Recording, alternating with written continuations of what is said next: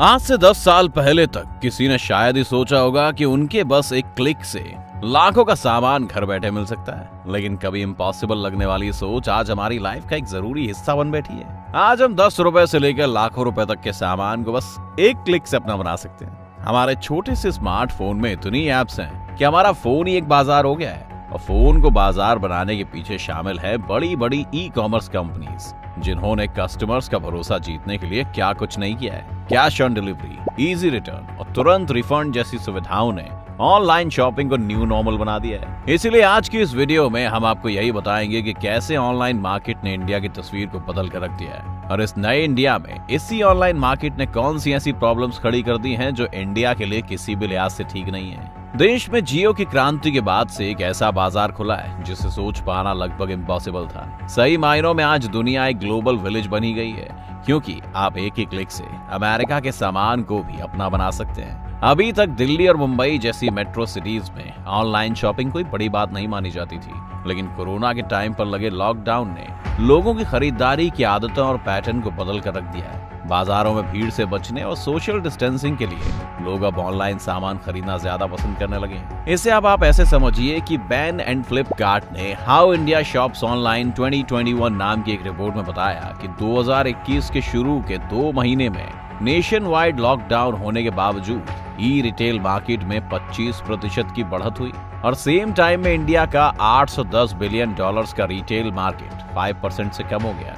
इसी रिपोर्ट में आगे लिखा है कि फाइनेंशियल ईयर 26 तक ई रिटेल मार्केट की 120 से 140 बिलियन डॉलर्स तक बढ़ने की उम्मीद है। यानी हर साल के हिसाब से देखें तो हर साल 25 से 30% तक की बढ़ोतरी होगी।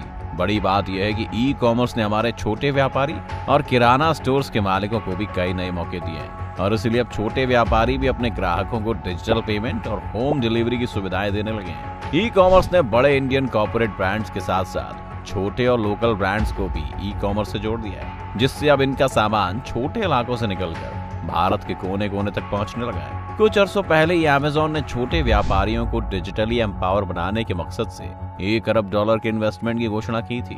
किराना किंग जैसे क्षेत्रीय प्लेटफॉर्म राजस्थान में हजारों किराना स्टोर्स को अपने साथ लाए हैं। इससे छोटे किराना स्टोर्स भी ई कॉमर्स नेटवर्क का हिस्सा बनकर अपने ग्राहक बढ़ा सकेंगे।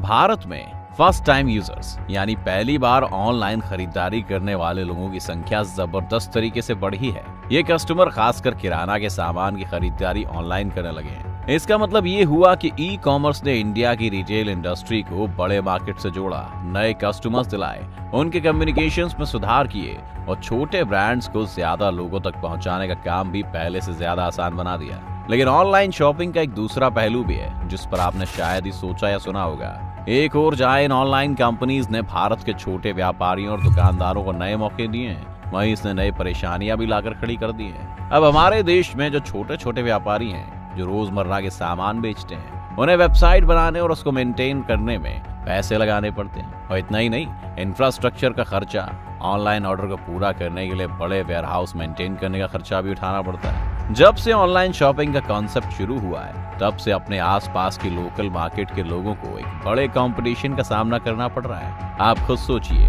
कि क्या एक छोटा दुकानदार अमेज़न, फ्लिपकार्ट जैसी मल्टीनेशनल फर्म्स को टक्कर दे सकता है? पैसा, पावर और टेक्नोलॉजी के दम पर ये ऐप्स मार्केट के एथिक्स को भी तोड़ने लगे हैं और हेल्दी कंपटीशन के बजाय साम दाम दंड भेद से बस प्रॉफिट कमाने में लगे रहते हैं। इन ई कॉमर्स वेबसाइट का बजट इतना बड़ा होता है कि अक्सर बड़े बड़े डिस्काउंट्स और कैशबैक्स देते रहते हैं, जो कि छोटे बिजनेसमैन के लिए पॉसिबल नहीं है, जिससे कस्टमर को बाजार में सामान महंगा लगता है। और ये भी एक वजह है कि ऑनलाइन शॉपिंग की पॉपुलैरिटी बढ़ती जा रही है। त्योहारों के मौके पर तो इतने एक्साइटिंग ऑफर्स दिए जाते हैं कि इलेक्ट्रॉनिक सामान, फोन, कपड़े, बर्तन जैसी हर छोटी से बड़ी जरूरतों के लिए फेस्टिवल सेल्स का इंतजार किया जाने लगा है। यानी अगर ये कहा जाए कि ऑनलाइन शॉपिंग ने भारत के बाजारों की रौनक छीन ली है, तो ये कुछ गलत नहीं होगा। ई कॉमर्स अपना सामान बेचने के लिए कुछ इस तरह से एडवर्टीजमेंट करते हैं और हमारे दिमाग से कुछ इस तरह खेलते हैं कि जरूरत ना हो तो भी कस्टमर सामान खरीद लेते हैं। इनका मार्केट नीड बेस्ड नहीं होता, बल्कि ये लोगों को जरूरत महसूस करवा देते हैं। ऑनलाइन शॉपिंग में टाइम का भी कोई रेस्ट्रिक्शन नहीं होता दोस्तों, जबकि ऑफलाइन मार्केट में टाइम और ट्रैवल दोनों का ही रेस्ट्रिक्शन होता है, जिससे हमारे लोकल मार्केट्स को और भी ज्यादा नुकसान उठाना पड़ता है। यही नहीं, ई कॉमर्स शुरू करने के लिए इंफ्रास्ट्रक्चर कॉस्ट कम होता है, यानी दिन पर दिन नए नए छोटे बड़े ब्रांड्स ऑनलाइन एप्स पर आने लगे हैं। तभी तो बॉलीवुड के जाने माने फिल्म स्टार्स जैसे ऋतिक रोशन, कटरीना कैफ, दीपिका पादुकोण भी इन्हीं एप्स की वजह से मार्केट में उतर गए हैं, जिससे लोकल मार्केट वेंडर्स के लिए कंपटीशन और भी तेज हो गया है और उनकी मुश्किलें और भी ज्यादा बढ़ गई हैं। इसमें कोई दो राय नहीं है कि ऑनलाइन शॉपिंग ने हमारी लाइफ को इजी बना दिया है, लेकिन ये बात नकारी नहीं जा सकती कि इससे भारत के लोकल मार्केट को बहुत घाटा हो रहा है और आने वाले टाइम में और तेजी से होगा।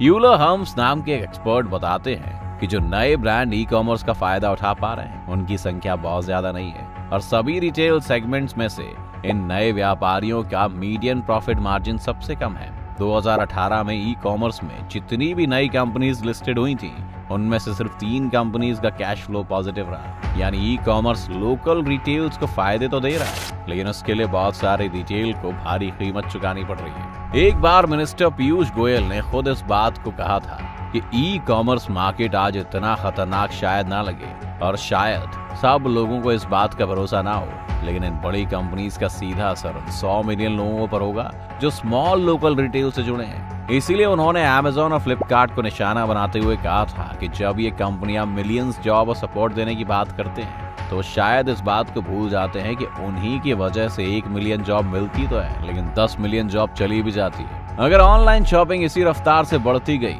तो आने वाले टाइम पर बाकी देशों की तरह भारत में भी ऑनलाइन शॉपिंग की वजह से रिटेल स्पेस की मांग कम हो जाएगी। यानी कंस्ट्रक्शन सेक्टर में भी नौकरियां नहीं बचेंगी, क्योंकि इसमें कोई दो राय नहीं है कि आजकल shopping mall, toy shops, electronic outlets, book shops या तो स्ट्रगल कर रही हैं या बंद होने लगी हैं। इस पर मैं आपको अमेरिका का एग्जाम्पल बताता हूँ दोस्त, क्योंकि अमेरिका इस प्रॉब्लम का एक हालिया उदाहरण है। अमेरिका में 1200 मॉल्स में से दर्जनों बंद हो गए हैं और बाकी के बचे हुए मॉल्स बंद होने की कगार पर हैं और उनका 30 से 50% रेंटल स्पेस खाली हो चुका है। अभी भारत में ऑनलाइन शॉपिंग अमेरिका से बहुत कम है, लेकिन जैसे ही ऑनलाइन शॉपिंग की एक क्रांति सी चल रही है तो कहीं ऐसा ना हो कि भारत भी कहीं इसी तरह की प्रॉब्लम्स का सामना करता दिखे, जहां एक और शॉपिंग कॉम्प्लेक्स की कमी होती जा रही है, वहीं दूसरी तरफ इंडस्ट्रियल रियल एस्टेट और वेयर हाउसेज आजकल पूरे डिमांड में। इससे भारत में लैंड यूज पर असर देखने को मिलेगा। दोस्तों, ये तो ऑनलाइन शॉपिंग के बड़े नुकसान थे, लेकिन कुछ ऐसे नुकसान भी हैं जो देखने में शायद अभी ज्यादा सीरियस ना लगे, लेकिन आने वाले टाइम में नई मुसीबतें पैदा कर सकते हैं, जैसे कि एनवायरनमेंट के नुकसान। ई कॉमर्स से कितना कचरा जनरेट हो रहा है या उसे कहाँ फेंका जाता है, कहीं ये कचरा एनवायरनमेंट को नुकसान तो नहीं पहुंचा रहा? इसका कोई रिकॉर्ड नहीं है। सच पूछिए तो किसी को सुध भी नहीं है जानने की। ई कॉमर्स की पैकेजिंग में प्लास्टिक, पेपर, रबर के अलावा कार्डबोर्ड का इस्तेमाल किया जाता है। इसके लिए पेड़ों की कटाई बढ़ रही है। इतना ही नहीं, पैकेजिंग मटेरियल बनाने के लिए जिन टॉक्सिक केमिकल्स का इस्तेमाल किया जाता है वो हमारी फूड साइकिल में एंटर करके हमारी सेहत पर भी बुरा असर डालती है। यानी सरकार को हेल्थ और एनवायरनमेंट के फील्ड में आए नुकसान को कम करने के लिए ज्यादा रुपए खर्च करने होंगे। भारत में शहरों की सड़कें ई कॉमर्स के लिए कारगर नहीं है, इसलिए अगर समय रहते नई सिटीज का डेवलपमेंट ई कॉमर्स के हिसाब से नहीं किया गया तो भारत में ट्रैफिक की समस्या और ज्यादा बढ़ सकती है। वीडियो कैसा लगा हमें कमेंट करके जरूर बताएं और वीडियो को लाइक और शेयर करना ना भूलें। ऐसी जानकारी के लिए चैनल को सब्सक्राइब कर लें।